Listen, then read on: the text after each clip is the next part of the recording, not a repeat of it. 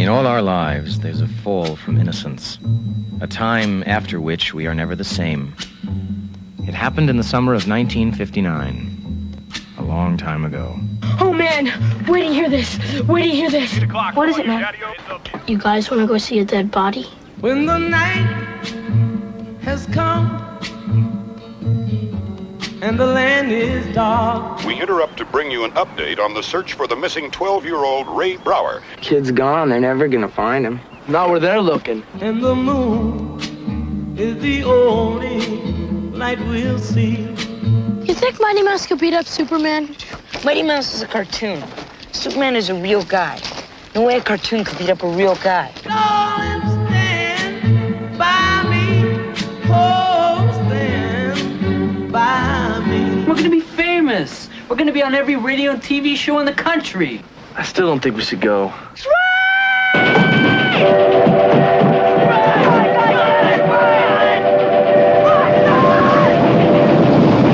If I can only have one food for the rest of my life, that's easy. Pass.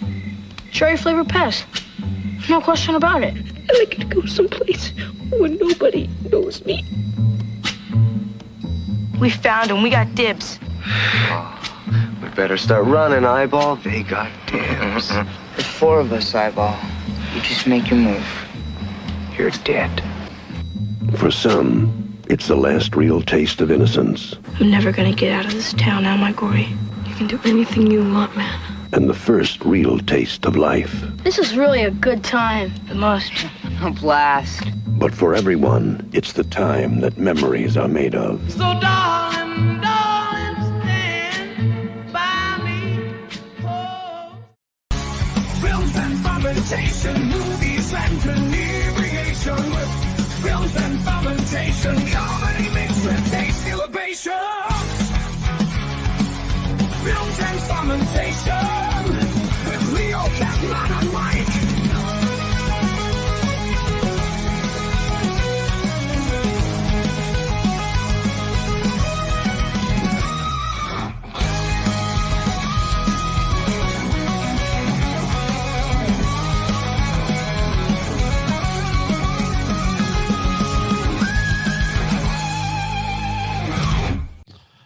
There we go.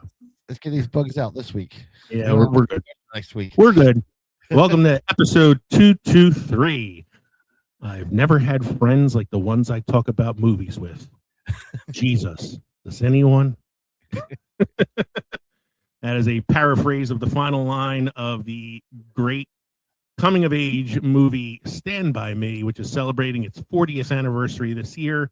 In honor of the film and in honor of the late great Rob Reiner, we are doing a special 40th anniversary episode of Stand By Me this evening. That's right. We are Films and Fermentation, a movie and alcohol podcast, number one pop culture podcast on Good Pods, number one beer podcast on Good Pods. I'm Leo. I'm Kevin. I'm Mike. We're three friends like talk shit about movies while getting shit-faced. This week on Films and Fermentation, we're celebrating the 40th anniversary of Stand By Me, Rob Reiner's coming-of-age classic that somehow makes friendship, grief, and questionable decision-making feel like one perfect summer day. We're walking the tracks with Gordie, Chris, Teddy, and Vern. And yes, we're emotionally prepared, which is to say we brought beverages and denial. We'll dig into why this Stephen King adaptation still hits like a memory you didn't realize you kept, powered by unforgettable performances from River Phoenix, Wil Wheaton, Corey Feldman, and Jerry O'Connell. Expect laughs, a little lump in the throat honesty, and a respectful salute to a film that understands how growing up can be both beautiful and brutal. So grab a drink, watch your step, and join us as we revisit Stand By Me at 40, because some stories don't age, they echo. Don't forget to drop us an email, filmsandfermentation@gmail.com, or visit linktree.com/filmsandfermentation. To find all of our social media and podcast links, you can watch us on the PodNation Media Network on Roku, as well as on YouTube and on Rumble. We're an independent podcast, which means we are listener supported. So please consider joining our Patreon for as little as $1 a month to receive members only content. For a $1 donation, we'll help you find the body. I thought it would stop Chopper from sicking balls, but I was trying to figure out a good way to use a dollar donation thing, and I wanted to do the sick balls chopper, but I couldn't get it to like work the way I wanted to. And I was like, oh, you know what? Let's do the find a body thing since that's like the whole like crux of the movie. And then as I'm reading it now, I'm like, God, that sounds ominous. Yeah, if you go on Patreon for $1 a month, you get access to our archive of old episodes. You get access to mini reviews of some movies that we've seen. And for $3 a month, you get access to Adventures in Podcasting web series and Mike's Expedition Beer web series as well. You can also buy merchandise at teespring.com or text us at 904-867-4466. What are we drinking tonight, gentlemen? I'll go. Go for it. I got this one from my good buddy Kevin for Christmas. It's Kentucky's Bourbon Barrel Coca Porter, 8.0% alcohol by volume. That one's good. I had that one last night. Megan and I had a couple of beers, and that was one that she had opened, and I had opened up something else. They were delicious, though. I think that's the one I closed out the episode with last week. Mm-hmm. Remember the weapon? I don't know. That episode's a little blurry. Kevin, what do you got going on tonight? Gentlemen, I'm going to start with one that came from my wife as a Christmas gift. It was a variety pack, a mystery variety pack. It came in this big, nice square cooler. This is called Eric More Cowbell Chocolate Milk Stout. This is from Single Cut Beer Smiths, and let's see where they're out of. They're out of Astoria, New York. The boy didn't get any beer. He's pissed. No. She put him down.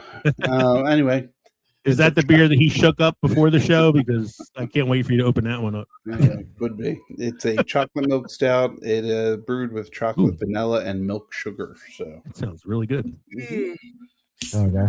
So I did something slightly themed tonight. I am drinking an old fashioned, but in themed with the movie and Vern's favorite food, cherry flavored Pez.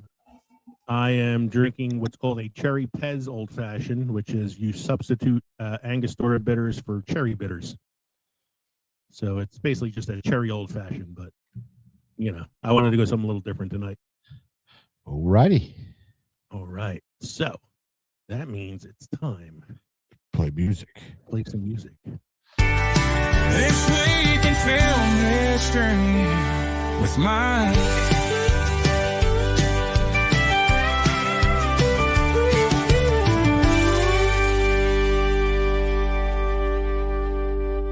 This week in film history with Mike.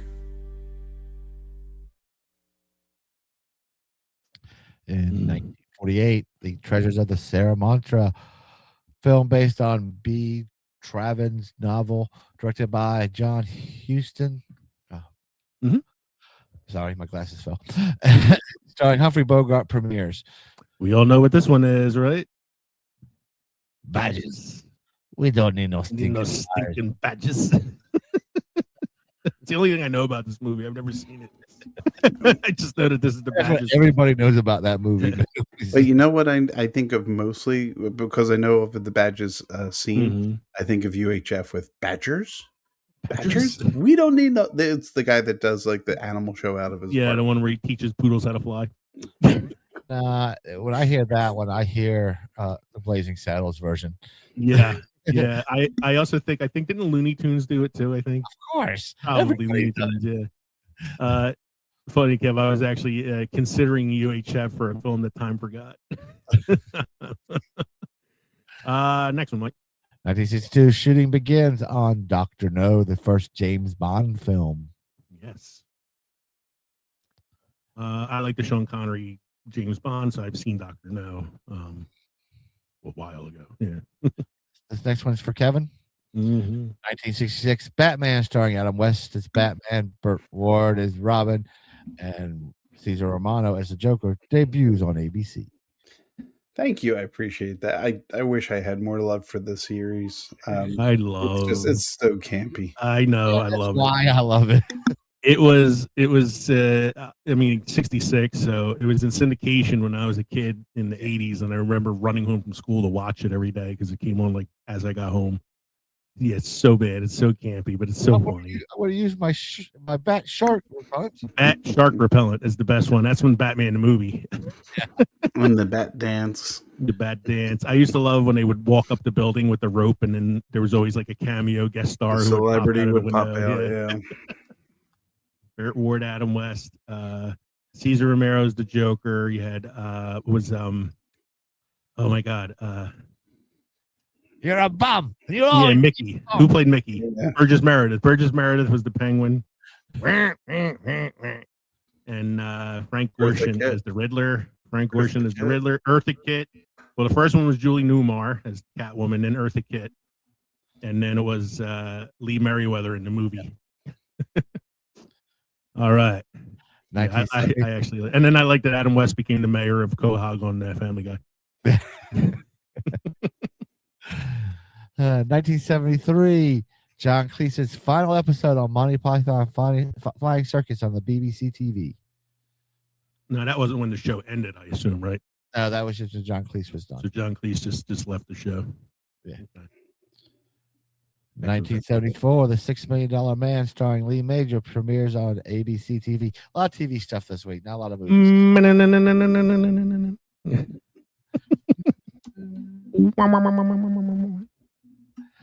Also in 1974, TV sitcom Happy Days, created by Gary Marshall and starring Ron Howard, Henry Winkler, Marion Ross, and Tom Bosley, begins an 11-year run on ABC. ABC did a lot of shit. Hey. I remember. So Happy Days is like it's like with Family Matters with Urkel, where the show is supposed to be about one person and it became about the recurring character. Mm-hmm. Also gave us the phrase "jump the shark." Jump the shark. Yeah, the Jump the Shark episode is where that phrase came from. You also introduced us to Robin Williams as Mork, because he did a cameo appearance as Mork, a couple of recurring appearances, and then it became a spinoff series. All right. 2003, the 8th Critics' Choice Movie Awards. Chicago was the best picture. Yeah, Critics' Choice is one of the first awards to come out, and then it's usually like Critics' Choice, then Golden Globes, Oscars, and it's usually like a tell what's going to win. Chicago won the Oscar for Best Picture that year, so this was kind of like, the first leg of the journey. In 2014, the 19th Critics' Choice Movie Awards, 12 Years a Slave wins Best Picture, which also won the Oscar for Best Picture that year. So there you go. It's proving me right. And this one's for this one didn't win an Oscar. Yeah, this is for all of us, I'm sure. 2016. 13 Hours, based on the 2012 Benghazi yeah, is released. I didn't realize Michael Bay did a movie about Benghazi. Explosions. Yeah, I'm sure it did. The last one. And 2021 TV series WandaVision, starring Elizabeth Olsen and as Wanda Maximoff / Scarlet Witch, and Paul Bettany as Vision, debuts on Disney Plus. Decent series. It's still one of the better series that they did. Yep. Yeah. I mean, because it was Agatha all along. I thought that was a good series too. I still haven't watched Agatha all along. No, I had a little bit of like MCU fatigue. Yeah. And it wasn't until I saw Thunderbolts and Fantastic Four that I started like feeling it again. So I kind of have to go back and watch some things. I was going to ask you guys later about the teasers and what you were thinking. But, or the Doomsday stuff. So it's like, what have they done so far? You've had they had Rogers, they had Captain America. Captain America. They did one with Thor. They did Thor. They did the X-Men 2000. Yeah, they recently did Wakanda. It was Wakanda and Fantastic Four. Yeah, so they did that one. And I saw Super Grover. So yeah, Super Grover. Jack Sparrow, Jack Skellington. Films and Fermentation will return in Avengers Doomsday. All right, let's move on to some beer news.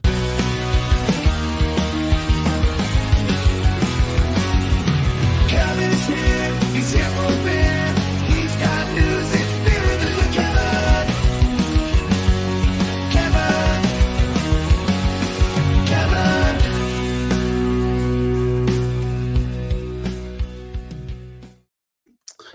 All right, gentlemen, whip out your old Pabst cans because we all know how much we love the Blue Ribbon around here.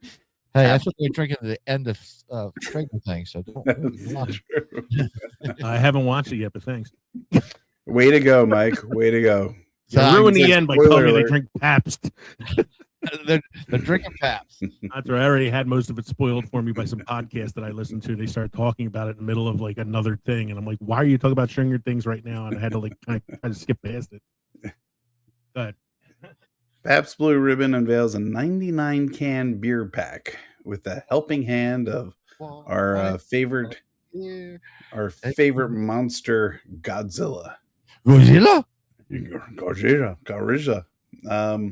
So I'm guessing a 99 can Pabst pack costs $40.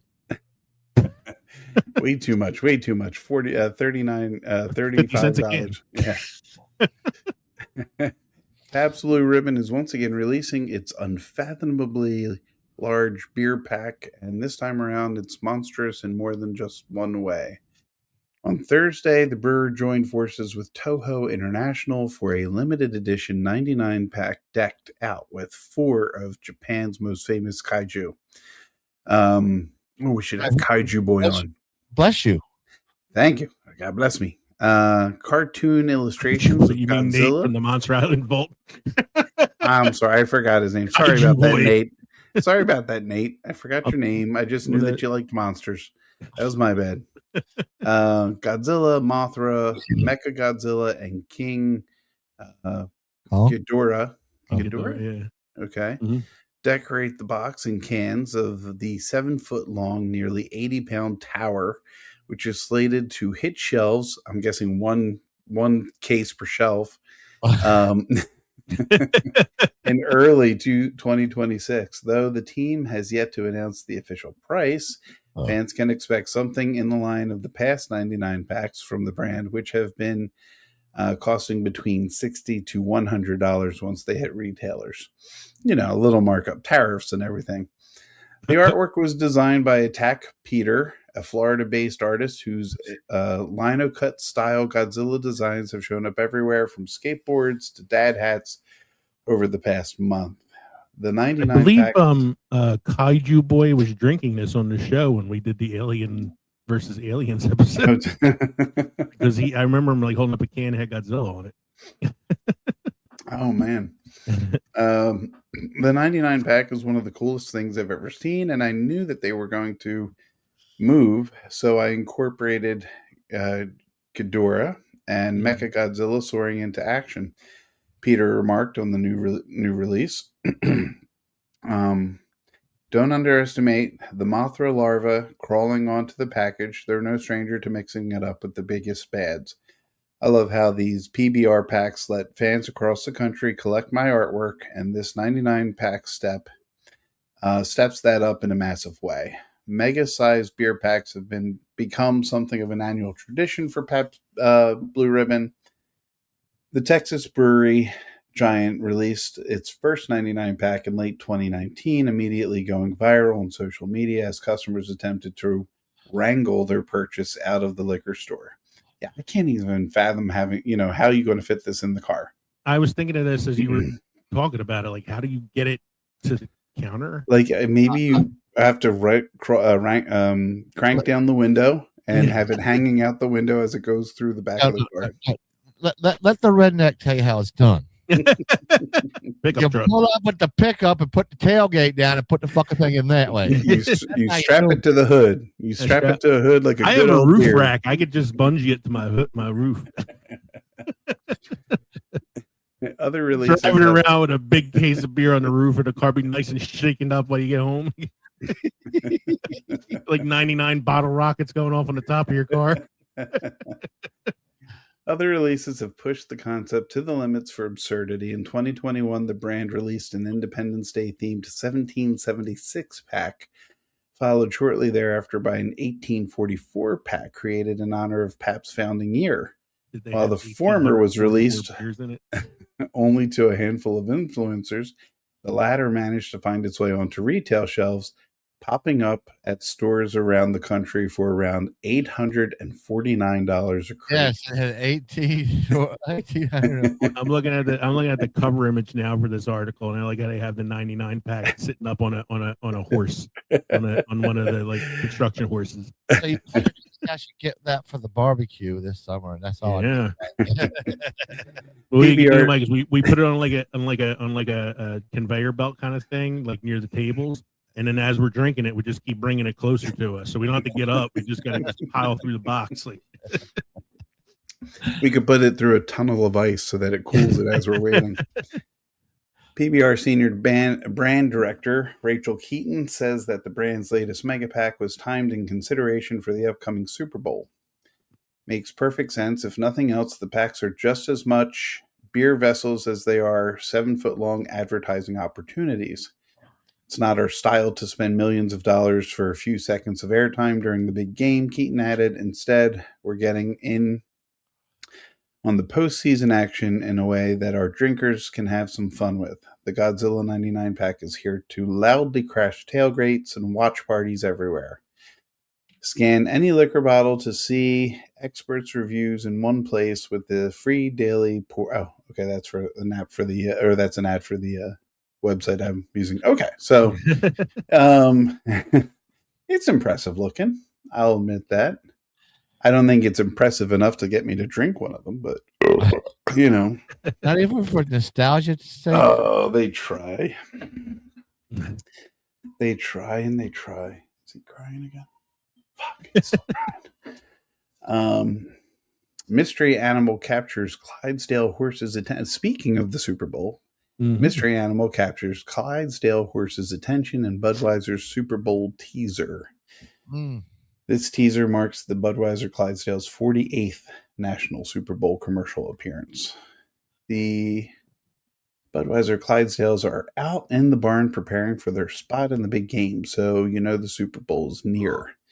People magazine had an exclusive look at the first teaser for Budweiser Super Bowl. LX, which I assume means 58, 62, 47. I don't know. It LX, ends with it. LX is 60. 60. There you go. These are teachers, guys. Teachers. L is 50, X is 10. 50 plus 10 is 60. I knew X was 10, but whoever teaches above X. Anyway.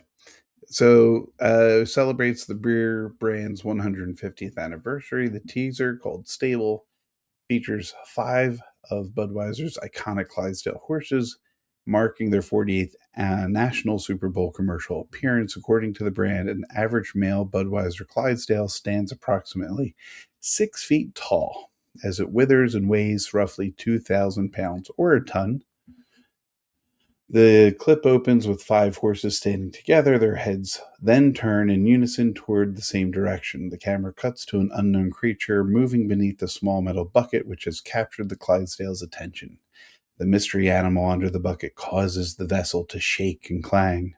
The teaser ends without revealing what's underneath the pail. Instead, the spot cuts to a black screen with the text, "Heads will turn," hinting that a new character may be joining the horses.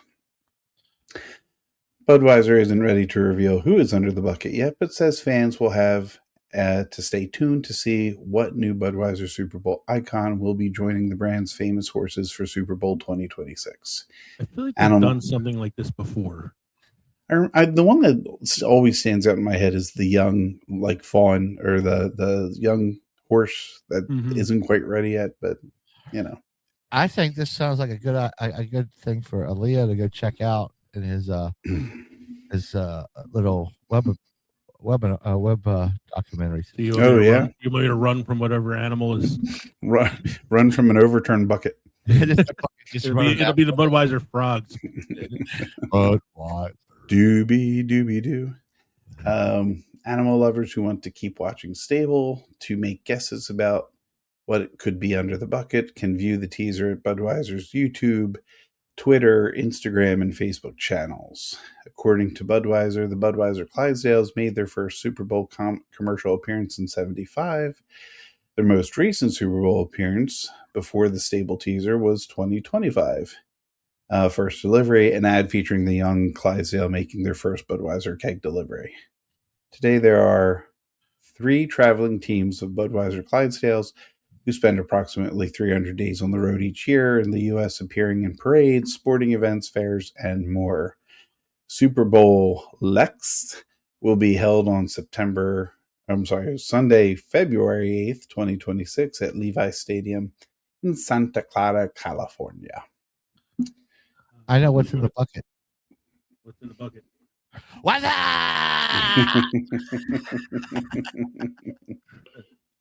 Can you guys hear me? Very muted. What'd you say? And you hear me? You're very muted. Did you change something?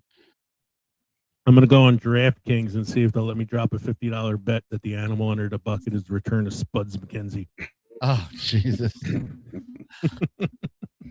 All right, I got a couple quick updates this week.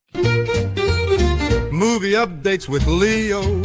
Movie updates with Leo. Movie updates with Leo. Movie updates Leo. Mike, they're rebooting Enemy Mine. No! And get this. The Savage character that was played by Dennis Quaid in the original is looking like it's going to be played by his son, Jack Quaid. Yes, but who's going to play the alien? I don't know. It's definitely not Louis Gossett Jr.'s son. It's Louis Gossett Jr. the third. Yeah. They had to, they said the name of the actor. I don't really know who he is. He's a younger guy, but I did read that Jack Quaid was going to be playing his father's role from the original film. Spaceballs 2 has wrapped production. Still no indication as to whether or not the title of the film will be The Schwartz Awakens or The Search for More Money. I'm hoping for The Search for More Money. Yes. But all indications are that Mel Brooks is happy with the product. So hopefully, it turns out better in History of the World Part 2 did, because that was terrible. Big Star Wars shakeup this week. Kathleen Kennedy has finally announced her retirement, and the reins are being turned over to Dave Filoni. It's actually going to be a joint running of the company. It's Lin-Wyn Davis will be running the marketing and business side, and Dave Filoni will be running the creative side. It's kind of what he's doing now, but he's going to have full creative control and not have anybody to answer to. So there was only one bigger cheer than that this weekend. What's that? That's when Kevin, the OC, got fired from the Eagles. No, yeah, we're not talking about that Kevin. We're talking about not talking about our Kevin. We're talking about Kevin Patullo getting fired from the Eagles. Yeah. Oh. And the Golden Globes were this weekend, and that's usually a precursor for the Oscars as far as who's going to win. Hamnet won the Dramatic Picture Award, and One Battle After Another won the award for Best Picture, Comedy, or Musical. I saw One Battle After Another. It was a good film. It had some funny moments in it. I wouldn't call it a comedy. So this kind of falls into the Martian winning for Best Musical or Comedy at the Golden Globes as well. So there's like, we got to give this an award, so what can we give it? Paul Thomas Anderson won Best Director for One Battle After Another. I wasn't surprised by that. And that kid from Adolescence won the Golden Globe for Male Actor in Supporting Role. That kid won everything. Good for him. In Adolescence. That show was so good. And that also won for Best Series. To do an entire series where each episode is one uncut shot is a huge accomplishment for a veteran actor. For a kid who's 12, 14, his maybe? First acting role. Yeah. First acting role. The kid won the Emmy, the Golden Globe. Like he's off, to a quick start, man. So he's already peaked. It's all downhill from here. Two of my favorite things that came out of the Golden Globes. They didn't want Ricky Gervais back as the host. because he's, they didn't kind of like the way he treated the celebrities on the show when he was the host. I always thought it was really funny. But despite that, he won the Golden Globe for Best Stand-Up Comedy Special. I thought it was funny. But the best one of the night was Seth Rogen won a Golden Globe for Best Actor in a Musical or Comedy Series for The Studio, which is an Apple Plus show that he runs. And in the show, the season ended with his character winning a Golden Globe. And when he got up on stage, he said, "I never thought I'd win one of these. In fact, that's the whole reason I wrote a show where a fake character that I play wins a fake one of these." So it's like, it was a really fun speech. But overall, that's like the gist of the big winners that night. But again, they're precursors for the Oscars usually. So I have a feeling one battle after another is going to win the Best Picture at the Oscars. So that being said, let's talk about some must-try craft brew, Mike. What I have this week is Rogue's Shakespeare Stout / Imperial Stout from Rogue Brewing Company, Newport, Oregon. The stout is 6.1 ABV, and the Imperial Stout is 11% ABV. Brewmaster John Mayer set out to capture an authentic English stout character. John Mayer, as in like your body is a Wonderland, John Mayer? No. Wait, Mike, is your body a Wonderland? Mine is. But body is a Wonderland. Go ahead. My body is an old age home. Mine's is an amusement park. It needs pudding.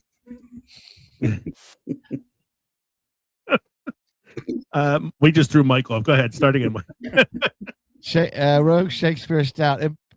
Importing especially malts from England to achieve the desired profile. American hops from Oregon and Washington, however, lend both versions a distinctly American edge. Shakespeare Stout, an irony not lost on the bard himself, uses pale malt, English crystal, and chocolate malts, rolled oats, and toasty barley. A robust 69 IBU provides firm bitterness. Unfiltered, the beer pours dark with a dense orange-brown head. Aromas of smooth chocolate and creamy oats lead into flavors of burnt currants, roasted grain, dark chocolate, and assertive hops. The finish is deep and complex, balancing tart hop bitterness with dark fruit, roasted malt, and silky oat texture. The Imperial Stout amplifies every element, hopped aggressively with Cascade Chinooks and Wilmets to an 87 IBU. It is brewed with pale malt, English crystal, and chocolate malt, black malt, and Munich malt. It pours jet black, vicious, and glossy, with an aroma rich with an espresso, dark chocolate, bitter orange, and shadowy spice. The palate is chewy, oily, and perfumed, delivering burnt fruit, smoky roast, and intense hop bitterness. A long finish reveals surprisingly sweet fruit notes balanced by dark grains and lingering bitterness. Unfiltered and unapologetically raw, the Imperial Stout promises further complexity with age. Sounds like you had me at Shakespeare Stout. You lost me at chewy and oily. Well, that's the Imperial. You just go with the Stout. I tried finding it on Untappd, but it's not available in this area. So yeah, we're at that Oregon on a road trip. All right, Shakespeare Stout. You had me just at the name alone. You had me. So we're gonna take a break to hear these words from the Pod Nation Media Network, and then we'll be back with our main segment. Stand by me at 40. Hey, movie lovers! This is Leo, Mike, and Kevin from Films and Fermentation. If you love comedy, movies, and a good drink in hand, then you need to check out the Pod Nation Media Network. It's home to a variety of amazing podcasts covering everything from pulp culture to history, and of course, movies like ours. And the best part, Pod Nation Media Network is featured on Roku, so you can stream your favorite podcasts anytime. Alongside Films and Fermentation, you'll find other fantastic shows like the KJ&A podcast, The Undiscovered Entrepreneur, Real Sharks, and so many more.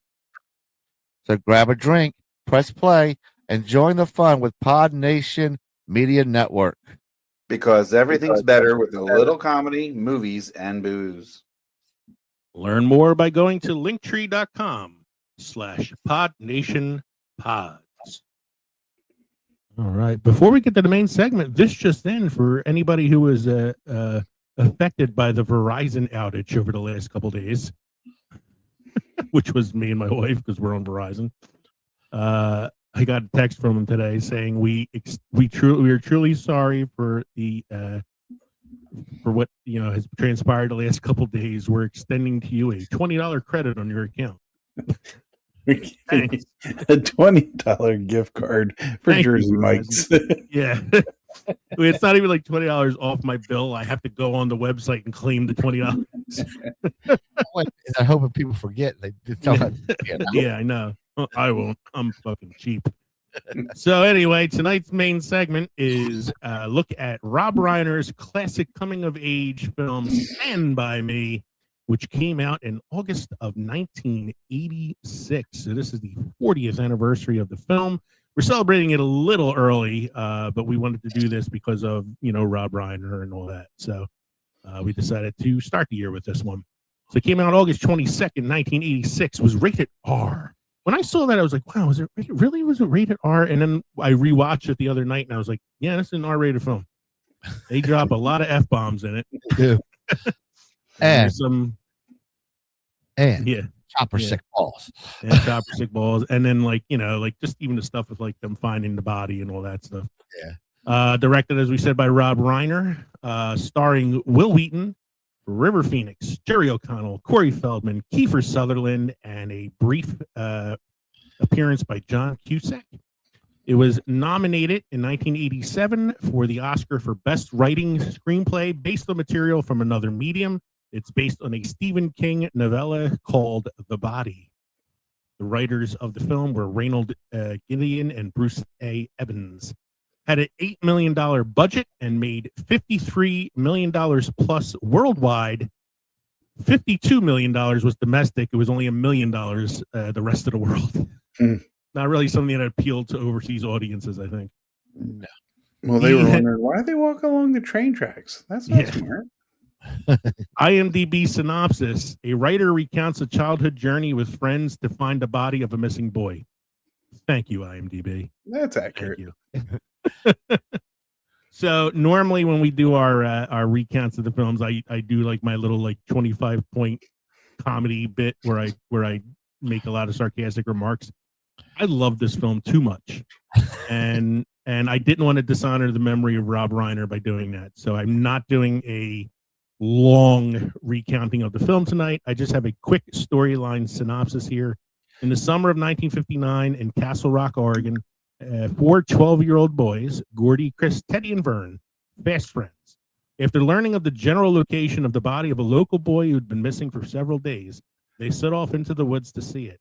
Along the way, they learn about themselves, the meaning of friendship, and the need to stand up for what is right. And this is where the song, "We're the 4 best friends that anyone ever had. We're the 4 best friends that anyone could have." Yeah, I love that scene where Wil Wheaton goes, I used to be a one-man wolf pack.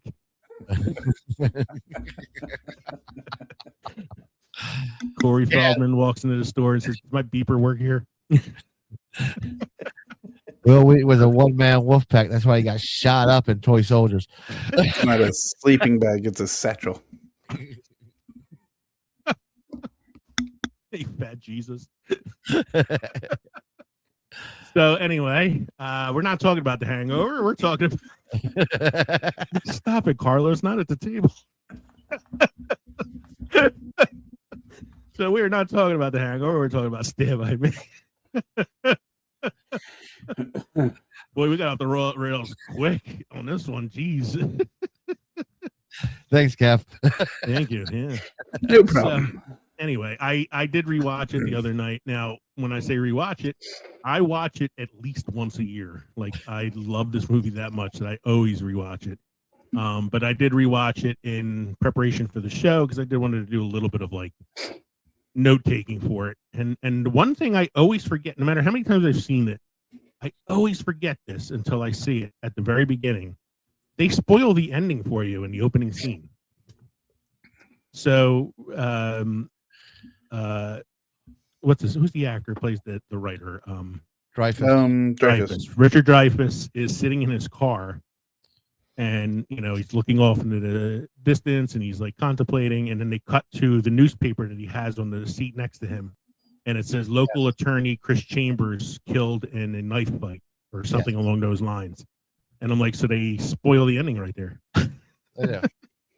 Now you don't realize that the first time you see it, but then after on multiple watchings now it's like, oh wow, like they kind of like gave it away. But Well, you it's the whole reason he's contemplating that whole theory, though. So that leads him to thinking about this time that he was 12 years old and he and his friends were trying to find his body. The line that I paraphrased at the beginning is the last line of the movie, which was, I never had friends like the ones I had when I was 12. Jesus, does anyone, and so that's why I paraphrased that. Anything guys want to say about the film itself or the plot or whatever before we get into some of the other stuff?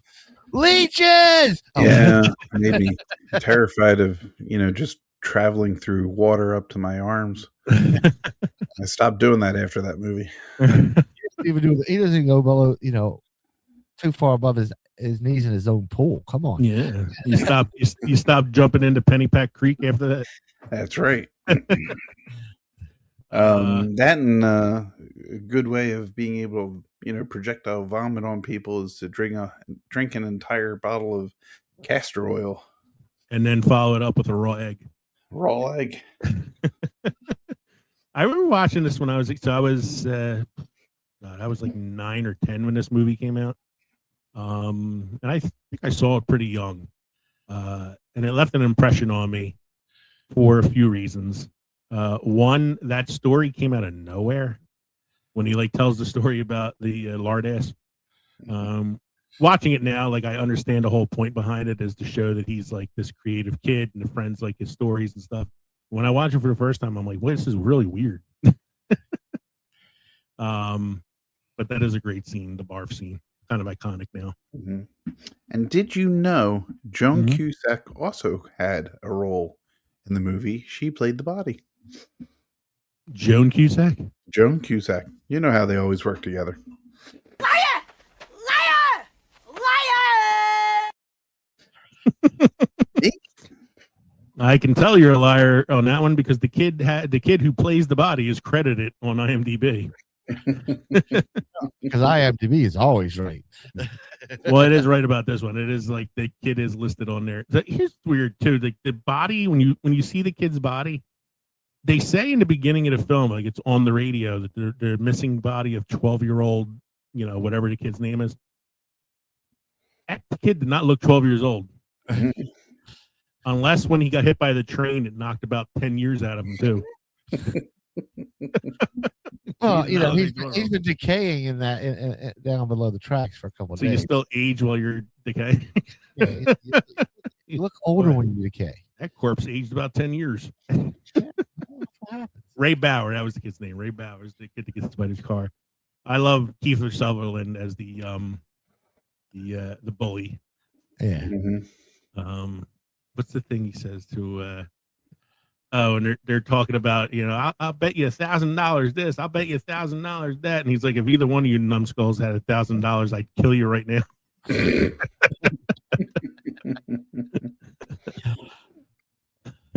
So yeah, I mean, this is it's a coming of age film. It's not a comedy, but it does have some pretty funny moments in it. Some amazing turns. You got River Phoenix. It's such a shame. Yeah. Did he pass when he did? Because this is the kind of role where you look at him and you're like, man, that kid could have lit the screen up for 30, 40 more years. He was so good. Sean Astin actually was going into audition for the Chris Chambers character that River Phoenix plays. And he said in an interview that after River went in and did his read, all the people in the casting table were crying. That's how good he was at doing the read for the audition, and Sean Astin walked in the room going, "I didn't get this role."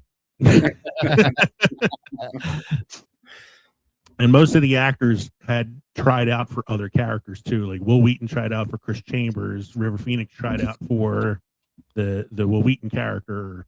They all like kind of tried out for each other's role, but then Rob Reiner put them in the spot that he thought they fit best. And for the better.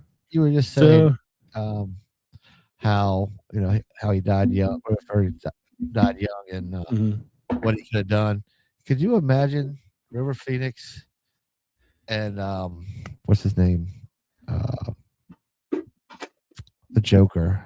Heath Ledger. No, Joaquin Phoenix. Or wait, were you thinking Heath Ledger? Heath Ledger. Oh, Heath Ledger. Going off of each other in a movie. Yeah, I would have loved to have seen a Heath Ledger River Phoenix film at some point. That would have been.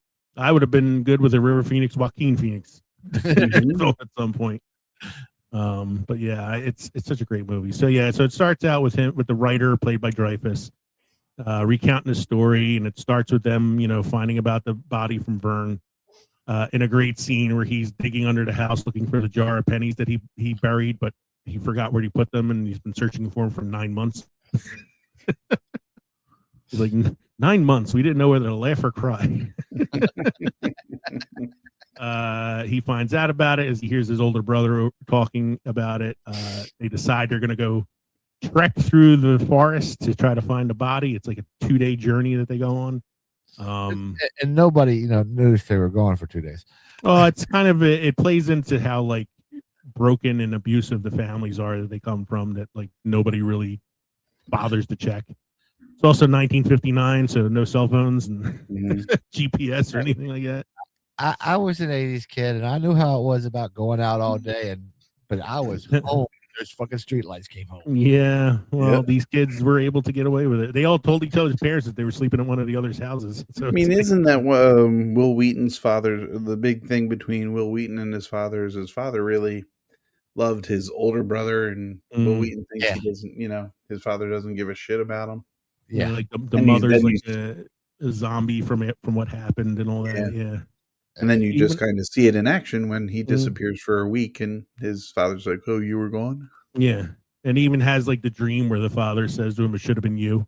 Yeah, yeah. So that's like, and it's sadly ironic too, because Wil Wheaton was actually going through sort of something like this in real life too, as his parents were abusive and would spend the money that he made as an actor.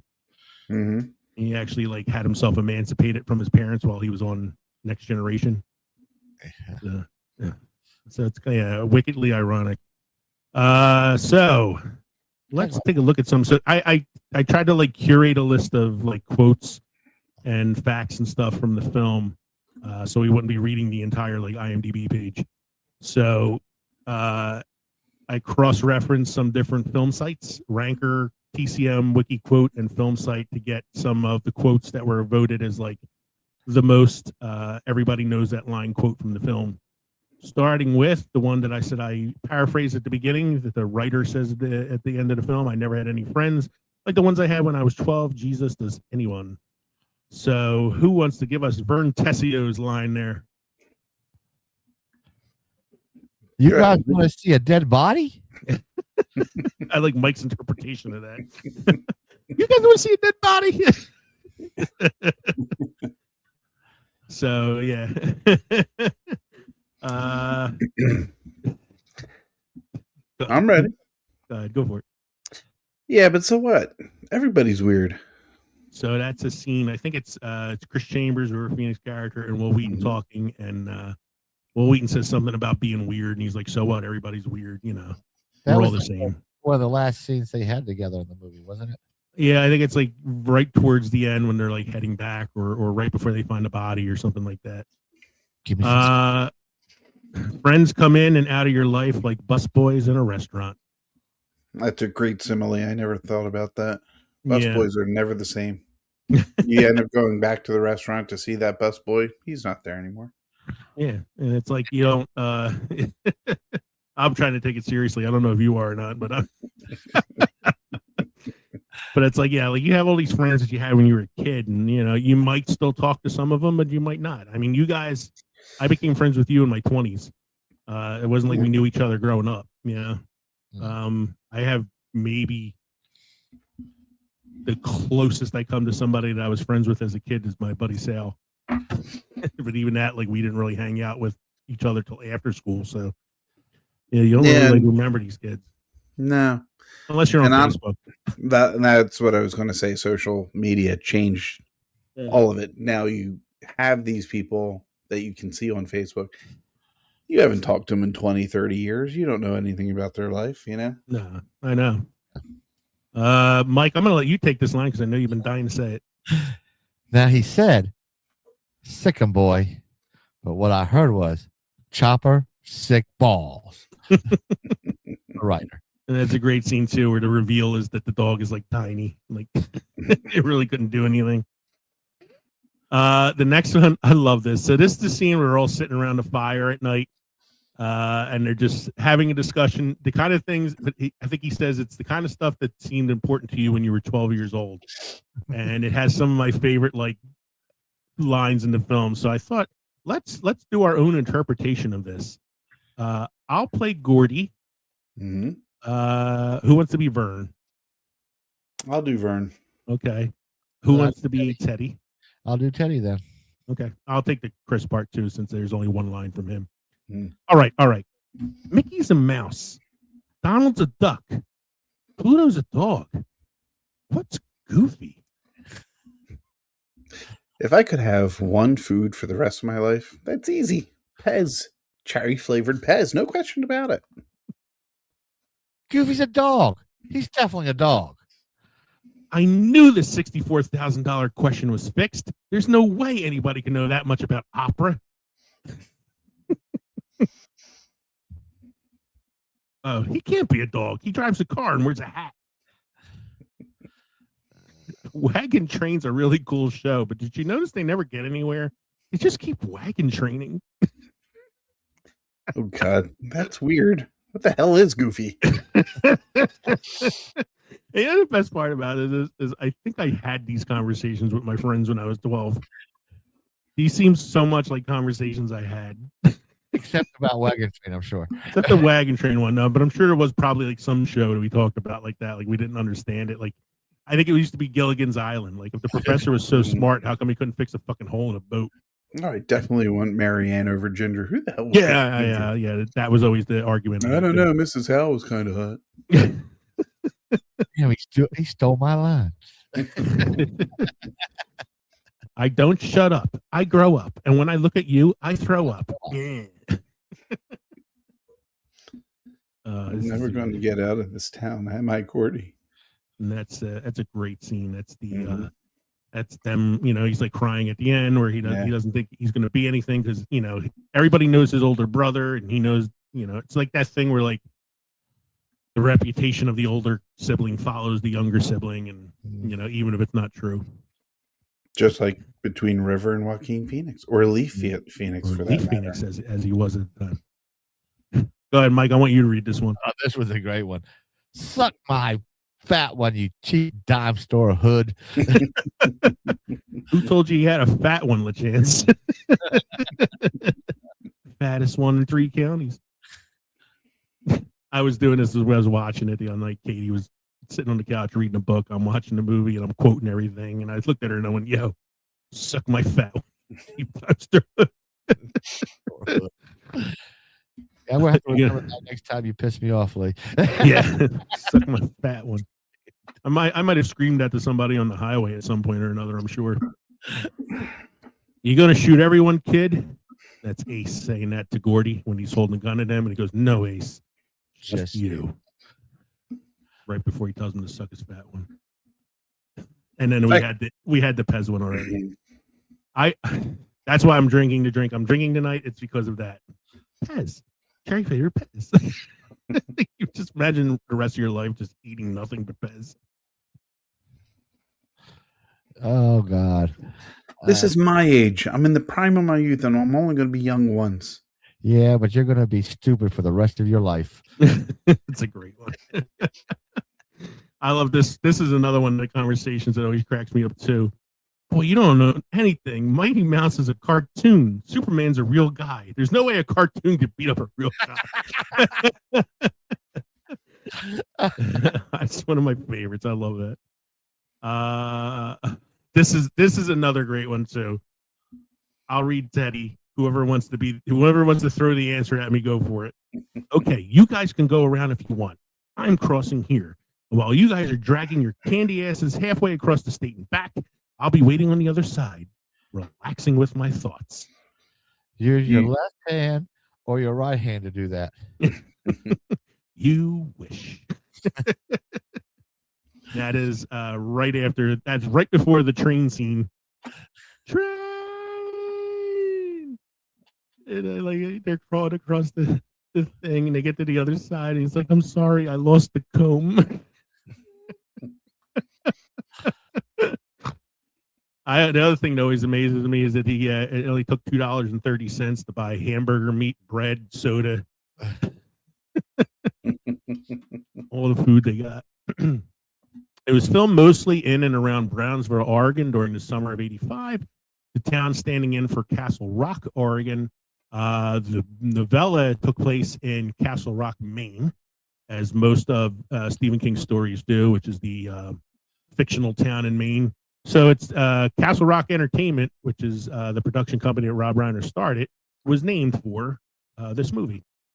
Rob Reiner reportedly fell for Brownsville's preserved 40s, 50s look and the reception the production got, which helped push the story setting to Oregon from Maine. It's based on King's novella The Body, which came out in 1982, collection of stories called Different Seasons. It's also the same book that has the novella The Shawshank Redemption in it as well. Also a filmed adaptation. The title pivot is part legend, part showbiz practicality. TCM reports that Benny King's song, Stand By Me, was always planned for the movie's title, even before it was renamed. Columbia Pictures, concerned that the original title, The Body, was misleading, renamed the film Stand By Me. According to screenwriter Reynold Gideon, to them, it sounded either like a sex film, a bodybuilding film, or another Stephen King horror film. The Body. Rob Reiner came up with Stand By Me after the Benny King song, and it ended up being the least unpopular opinion. I would love to know what some of the other titles were that they probably wanted to call it. Kids weren't smoking real cigarettes. Reiner is a non-smoker and anti-smoking advocate, and they were using herbal prop cigarettes made from cabbage and lettuce leaves. Mike, do you ever think of that to help you quit? No. Smoking cabbage? Later they found out that cabbage can cause cancer. Oh. It's high cholesterol. Feldman and Reiner reportedly auditioned around Corey Feldman and Rob Reiner reportedly auditioned around 30 different versions of Teddy's Laugh before landing on the final one. Yikes. Oh boy. For the 40th anniversary, Wheaton, O'Connell, and Feldman have done public tour and Q&A style events revisiting the film and taking fan questions. I hate saying this, the surviving cast, because it's talking basically about River Phoenix. The surviving cast has emphasized that Reiner created a protective, guided environment on set, intentionally helped them bond, which they credit as part of why their friendship feels so real on screen. I think he actually made them hang out together before they filmed because he wanted them to have a real friendship. According to director Reiner, he screened the movie for Stephen King. He noticed that King was visibly shaking and wasn't speaking during the film. He left the room and upon his return told Reiner that the movie was the best adaptation of his work he had ever seen. Of course, this was before Shawshank, so you know. That was before the one with the truck and the yeah. Maximum Overdrive. Yeah, before Maximum Overdrive. That wasn't a novel. That was a direct-to-screen play written by Stephen King, also directed by Stephen King. He doesn't remember writing it or directing it because he was on so much cocaine at the time. Kev, I'm going to let you read this fact since it's about your favorite scene in the film, the pond. The pond the boys fell into was a man-made pool because the crew wanted them to be, quote-unquote, safe and secure, and did not want to put them in a real pond because they did not know what would be in it. However, Corey Feldman stated in an interview that the joke of the whole thing was that the pool was built, buried, and filled with water in the beginning of June. And by the time they got to filming the scene, it was the end of August. So it had been in the woods for 3 months, and they did not know what was in it anyway. So they basically built the pond to make it safe for them and then left it stagnant for 2 months in the summertime. Mosquitoes, worms, dead animals. I think the leeches might have been real. Of course he fainted. He had a leech on his balls. Mike, why don't you read that last one there for us, sir? Rob Reiner considered this the best film he ever made. Yeah, that's saying a lot, man, considering he also made Princess Bride, When Harry Met Sally, Few Good Men, and all the other ones that we talked about in our tribute episode, which, by the way, is now our highest number one downloaded episode we ever produced. It was our Rob Reiner episode. Nice. So thank you to everybody out there who has listened and downloaded and supported the show. We really appreciate you. Mm-hmm. All right. Tagline for the film. For some, it's the real taste of innocence, or it's the last real taste of innocence and the first real taste of life. But for everyone, it's the time that memories are made of. I don't know if I like that one. Here's a funny one. I don't know why this was used as the tagline of all the lines in the film, but one of the film posters for it had this as the tagline. If I could only have one food to eat for the rest of my life, that's easy. Pez, cherry flavored Pez, no question about it. That was the tagline. All right. So I have some little questions here we can end this with tonight. What's in the film either aged the best or aged the worst for you? I think the dead body aged the worst, probably. I mean, he aged 10 years. Because he was played by Joan Cusack. Oh my God. Did Caesar really live here? I'm trying to think, did anything actually age bad in the movie? I know, some people would probably say some of the language because they do use a lot of homosexual slurs in the film aimed at each other. I was going to say, for the time that it was made and for the time that it's portraying, you would understand that that's like the lingo and the. I think if the movie was made nowadays, that would be avoided, but not because they were trying to rewrite the way it was in the 50s, but just because people now wouldn't want to accept it. But that is an accurate portrayal of what kids were like in 1959, Because people today don't like to know what the past was like. Yeah. So agreed. I mean, that's part of it. I think what aged the worst for me is not even something. I tell you, what always bothers me when I watch the film, and I don't know if this actually isn't age the worst thing, but it's something that always gnaws at me. The brother gives him his Yankee hat. Yep. Because it's his lucky hat. He gives it to the brother. It's like, I want you to have it. It's your hat now, blah, blah, blah. And then the brother dies because he didn't have his lucky hat. Yeah, right. Yeah, then if that was my nitpick, it would have been really sad. But no, he gets it stolen by one of the bullies later on. It's Keith Sutherland and one of the other guys. They steal the hat and they don't give it back to him, and then he never gets it back. That gnaws at me so much, man. I think at the end when he's holding the gun at Keith Sutherland, he should have said, "I want my hat back too." Give me my motherfucking hat back. Yeah, he should have got the hat back at the end. That gnaws at me. I'm like, God damn it, that's his brother's hat, man. It pissed me off because the brother's gone. That really, really that's a bigger kick in the ass than some of the other stuff that happens to him. In terms of what aged the best, the whole coming of age scene. Mm-hmm. This is one of the best coming of age films ever made, I think. Yeah. And a testament to how good a filmmaker Rob Reiner was. So, I thought this was a cool question. What scene hit you the hardest when you saw it the first time, and has that changed as you got older? Are there certain scenes that affect you more now than you did when you were younger? Well, I think the leech scene hit me the hardest growing up. Yeah. And it affected me. I'm still afraid of leeches. And I avoid large, stagnant bodies of water. Yeah. It makes me think of the scene in The Great Outdoors where they fall asleep in the fishing boat and they wake up and they got the leeches all over. Mike, is there any scene in this that like hit you hard the first time you saw it, or? No, I don't think really. This was just an average. This was a Tuesday for Mike growing up. Yeah, I'm going to answer more of that on the next question. So I was 12 when this movie came out. Yeah.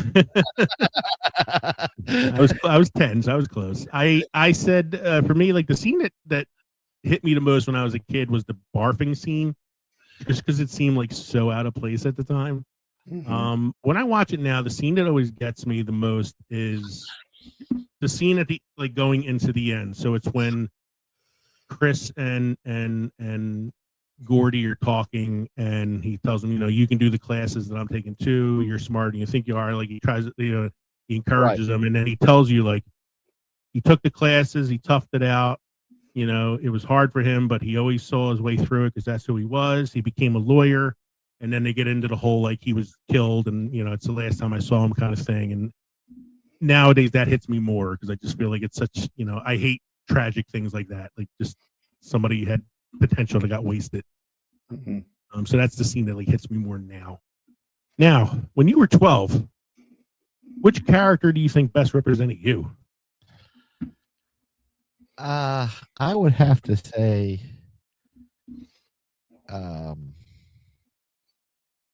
River Phoenix's character is more me. You're the older brother, though, so does that mean that your younger brother had to live up to your reputation? He did. It's made it rough because in school I was the straight and narrow, and my brother was smarter than the teachers, and he'd let them know it. Okay. You were like the tougher kid, though? Yeah. Yeah. Come on, that's what we did. We were out of the backwoods. I grew up doing a lot of what they were doing, just traveling through. Every weekend was, we were in the woods. I used to travel through the wilderness too, but I'm talking mainly South Philly. Kev, which character is most you? Oh, definitely Chris. Yeah, I mean, you guys can look at me and see that I align with the bad boy. Talk back to teacher. No. I was probably more. I'd say 80% Vern, 20% Teddy. Okay. No, maybe 50% Vern, 30% Gordie, 20% Teddy. Okay. I was gonna say like I would like to say that I was Chris, that I was the bad boy, but I definitely wasn't. Mm. I wasn't as goofy as Vern could be, and I was nowhere near as nuts as Teddy.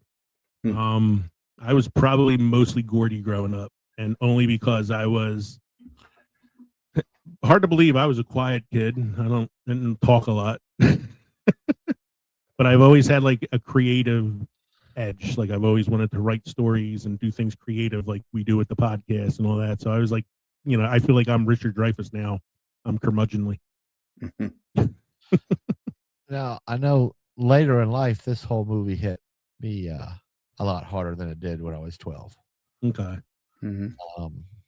I found out years later that one of my best friends did die young after I left. Cancer and stuff. So it kind of hurt. Like, this was like after you moved out of North Carolina? Yeah.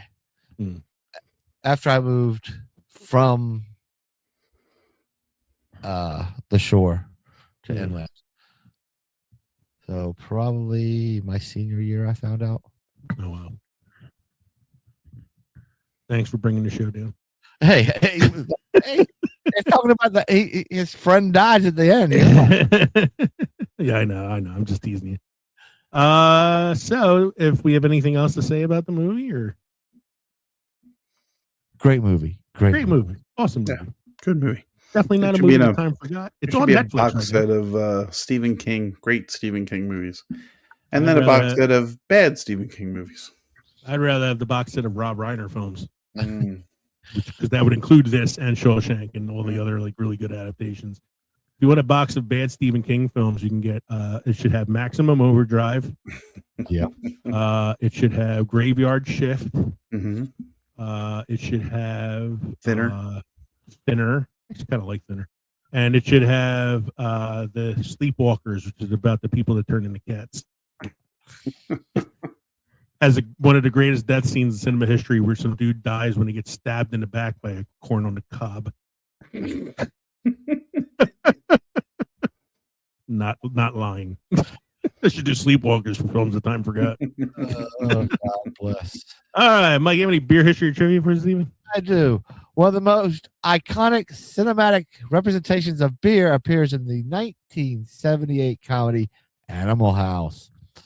As a film that has come to define popular perceptions of American fraternity culture, Animal House depicts alcohol consumption as central to the performance of collegiate identity. In a memorable scene, the character Bluto, portrayed by John Belushi, chugs a beer while exhorting a crowd of fellow students. This moment functions not merely as a comedic spectacle, but as a visual shorthand for the film's broader theme of youthful rebellion, anti-authoritarianism. Jesus Christ, I've had too much of this damn beer tonight. And collective excess. Within this framework, beer operates as a social catalyst, felicitating bonding, mischief, and the formation of group identity, and has since become a durable cultural symbol that continues to resonate in America's popular culture. That dumb and drunk is no way to go through life, son. Let's see if you can guess. What am I now? I'm a zit. I'm a zit. Toga. Toga. Go ahead, Sarah. Well, we got a quote of the week here. When you do Shakespeare, they think you must be intelligent because they think you understand what you're saying. Helen Mirren, English actress, which is why I did her there. I think English you do a better Helen Mirren than you do a Michael Caine. Yeah, a lot of Shakespeare going on tonight. It's crazy. How are our drinks this evening, gentlemen? Well, I'm about done with this one. Mine was good. I would try something else from the brewery. I don't think it was the best chocolate milk stout I've ever had, but I think it was a decent chocolate milk stout. Chocolate milk stout. For a Coca Porter, this is pretty damn good. Mm-hmm. Yeah, and Mike, I had that one last week. I enjoyed that one too, from what I remember. And then I was drinking an old fashioned tonight, but I was drinking the Cherry Pez old fashioned, which uses cherry bitters instead of Angostura bitters, and it was pretty good. Very, very fruity, but also tasty as well. But you don't have a lot of chocolate in my beer. If I'm saying this, yeah, no, you're not usually a sweet beer guy, but I like that one. I thought it was a good one. So thank you for joining us tonight for episode 223, the 40th anniversary of Stand By Me. We hope you enjoyed listening to the podcast as much as we enjoyed recording it for you. Don't forget, you can drop us an email at filmsandfermentation@gmail.com or visit linktree.com/filmsandfermentation to find all of our social media and podcast links. You can watch us on the Pod Nation Media Network on Roku. You watch us on YouTube and on Rumble. You can support us by going to patreon.com/filmsandfermentation. Become a Patreon member. Text us at 904-867-4466. And just as a shameless plug of my own, check out my other account, my web series, Leo Runs from Cryptids, which you can find on TikTok, Reels, and YouTube. It's a series where I run from mythological creatures. Because I can't run in real life, so I have to let AI do it for me. Kevin, you were going to say something there. No, I was just going to ask you what your video series was about. But, you kind of explained it pretty well. It's about me running from cryptids. So I have, right now, so far, I've run from Chupacabra, Loch Ness Monster, fairies. No, we rode the Loch Ness. Yeah, leprechauns. I ran from the Pukwudgie. I ran from gnomes. And Bigfoot. my latest video, I'm running away from the Mongolian death worm. Oh, That came out today. So make sure you join us at the crossroads between pickled and fermented next time around for episode 224. This is a very special episode. We will be recording on January 22nd, and the episode will be dropping on January 27th. And that episode, it's another Films That Time Forgot series, but with a very special guest. We'll be being joined by Bobby DeMars, who is the founder and owner of Blind Barrels, which is a company that sends out whiskey tasting kits, and they are all like blind tastings. And he is also producer of a number of documentaries, most importantly, The Business of Amateurs, which is about college athletics. He will be joining us. We'll be doing a little interview with him about his company and about his films. And then we will be talking about some movies that time forgot, one of our favorite recurring segments. So make sure you join us for that episode on January 27th. In the meantime, I'm Leo. I'm Kevin. I'm Mike. This has been the Films and Fermentation podcast. Cheers, everybody. Cheers. Cheers. Seriously, what the hell is Goofy? He's a fucking dog. He's a dog. All right, guys. I'll see you later.